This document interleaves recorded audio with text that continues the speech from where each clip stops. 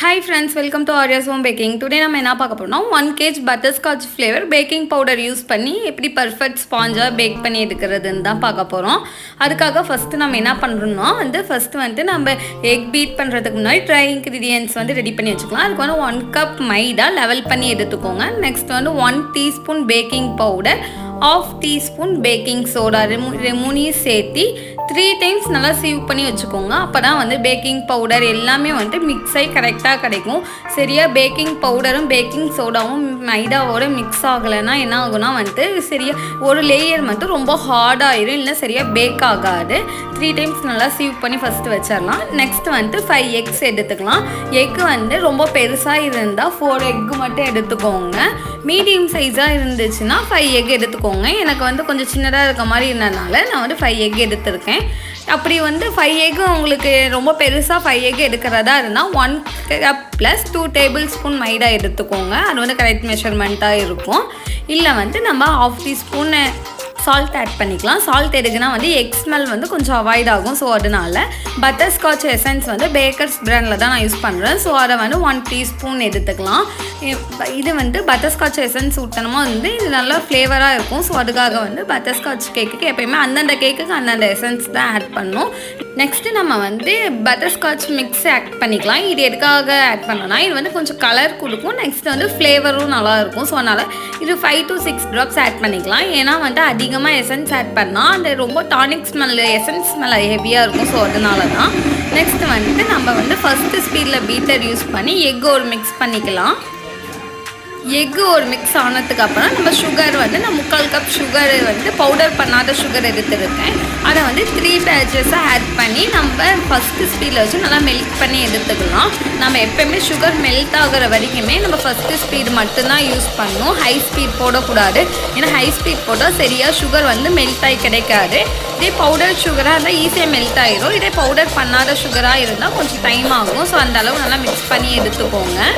Next இன்னொன்று என்னன்னா powder சுகராக இருந்தால் 1 கப் லெவல் பண்ணி எடுத்துக்கோங்க. பவுடர் பண்ணாத சுகராக இருந்துச்சுன்னா 3/4 கப் எடுத்திங்களா உங்களுக்கு கரெக்டாக இருக்கும். ஸ்வீட்னஸ் எல்லாமே கரெக்டாக இருக்கும். பாருங்கள் சுகர் நல்லா மெல்ட் ஆயிரும். அது மெல்ட் ஆகும் போது அந்த நம்ம பீட் பண்ணுறோம்ல அதுலேயே ஒரு நரன்னு இருக்கும். மெல்ட் ஆகலைன்னா அது அந்த சவுண்ட் ஃபுல்லாக போயிடுச்சுன்னா வச்சுக்கோங்களேன். 5th ஸ்பீடில் கொஞ்சம் கொஞ்சமாக நம்ம ஸ்பீட் இன்க்ரீஸ் பண்ணிக்கலாம். பாருங்கள் ஒரு ஸ்பூன் வச்சு காமிக்கிறேன். சுகர் ஃபுல்லாகவே மெல்ட் ஆயிருச்சு.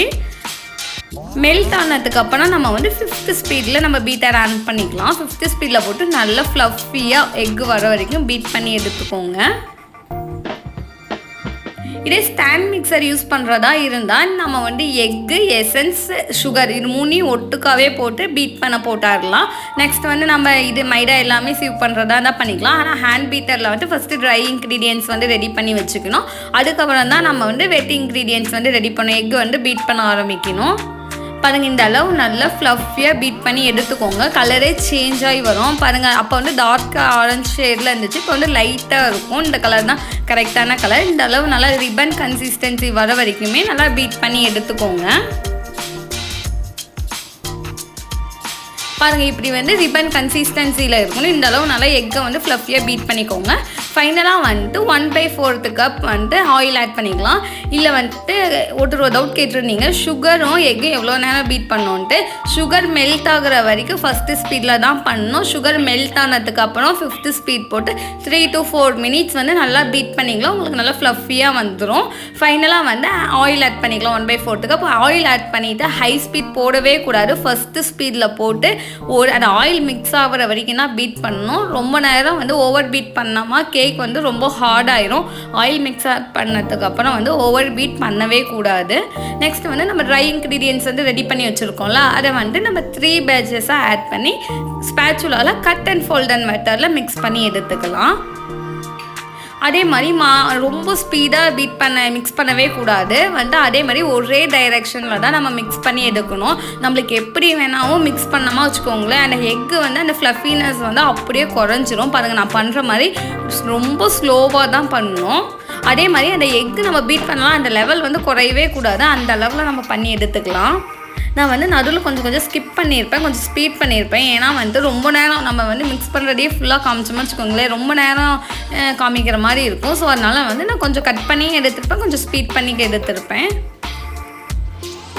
பாருங்கள் 3 பேட்சஸை ஆட் பண்ணி நல்லா மிக்ஸ் பண்ணி எடுத்துக்கோங்க. அதே மாதிரி சில பேர்லாம் வந்து எக்ஸ்மெல் வருதுன்னு சொல்கிறீங்க என்னன்னா எசன்ஸ் ஆட் பண்ணாலுமே.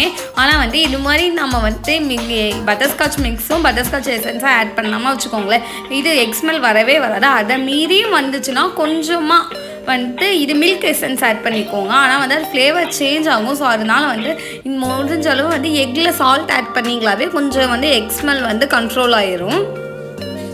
பாருங்கள் இந்த அளவு பொறுமையாக வந்து நம்ம மிக்ஸ் பண்ணி எடுக்கணும். அப்போ தான் வந்து நம்மளுக்கு ஹைட் குறையாமல் இருக்கும், நல்லா ஃப்ளஃபியாகவும் இருக்கும். கேக் வந்து நல்லா ஸ்பாஞ்சு சூப்பராக இருக்கும்.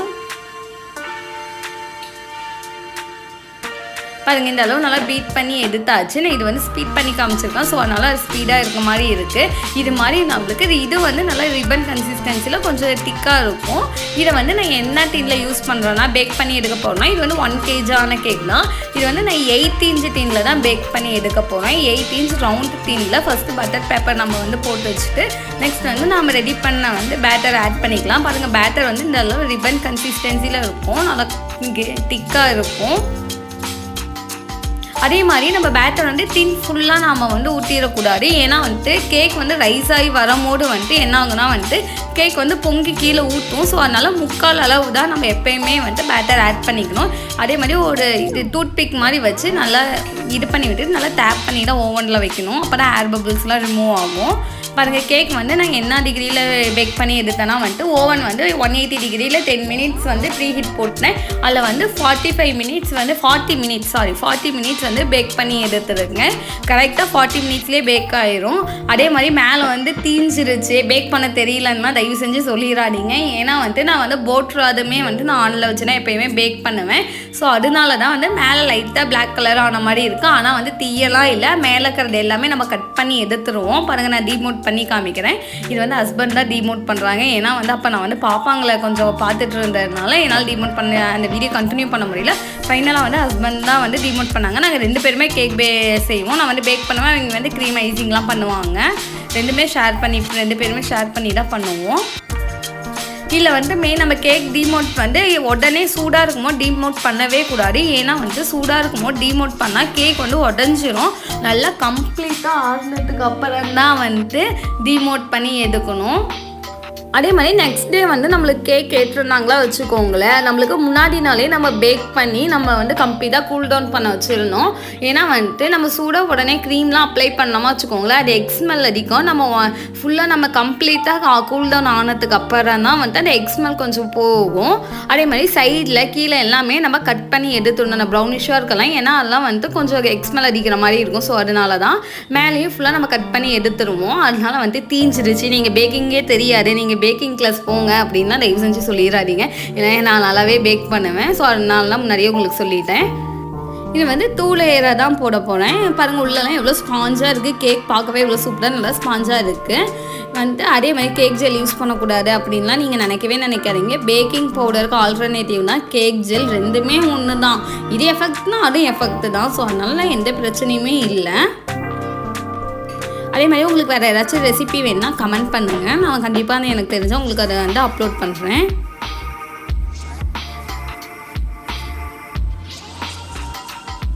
நான் சொன்ன மெஷர்மெண்ட்டில் நீங்கள் செஞ்சிங்களா உங்களுக்கு கரெக்டாக அந்த ஸ்பாஞ்ச் வந்து கரெக்டாக பர்ஃபெக்டாக நான் சொன்ன மாதிரியே செஞ்சுக்கலாம். அதே மாதிரி கரெக்டாக இருக்கும்.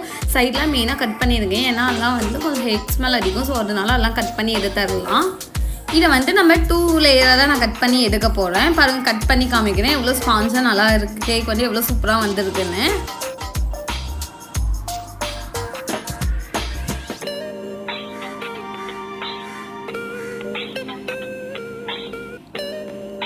பாருங்கள் வா எவ்வளோ சூப்பராக வந்திருக்கு. நான் சொன்ன மெஷர்மெண்ட்டில் நீங்கள் அதே மாதிரி செஞ்சிடுங்க, நல்லா ஸ்பாஞ்சாக இருக்கும்.